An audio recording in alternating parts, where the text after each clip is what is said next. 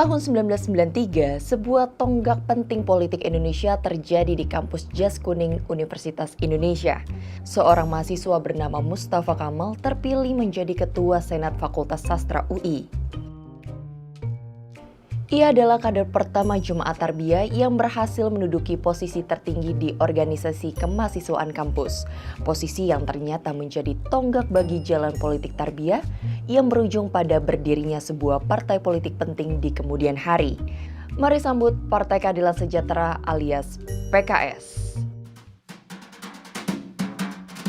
PKS itu simpul penting dalam transformasi politik Islam di Indonesia dengan gerakan yang terbilang modern dan sistematis. Berangkat dari lingkaran-lingkaran keagamaan informal bertajuk halakoh di kampus-kampus, simpul gerakan Jamaah Tarbiyah mengembalikan gairah politik Islam yang tergerus rezim Orde Baru. Nah, di kemudian hari, gerakan inilah yang menjadi jantung utamanya PKS. Pendekatan modern dan berbeda memang membuat ahli politik Islam Prof. Greg Fili itu pernah menyebut PKS menjadi satu-satunya partai kader murni di dunia persilatan politik Indonesia. Itu disebut Prof. Fili di tahun 2008 kala dia menulis pengantar untuk buku Yon Mahmudi tentang PKS. Namun, perjalanan PKS tak selalu mulus. Selain beberapa kader ada yang terjerat kasus korupsi, sebuah perdebatan menarik terjadi di tahun 2020 ketika beredar kabar bohong soal tuduhan bahwa partai ini tidak menganut asas Pancasila.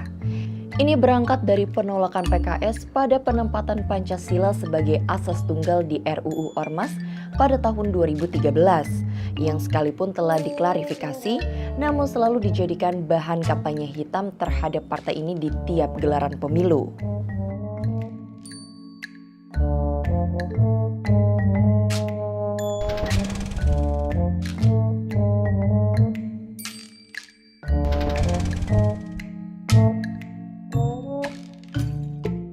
Menyebut pada akhirnya kampanye hitam masih akan menjadi tantangan terbesar PKS ke depannya.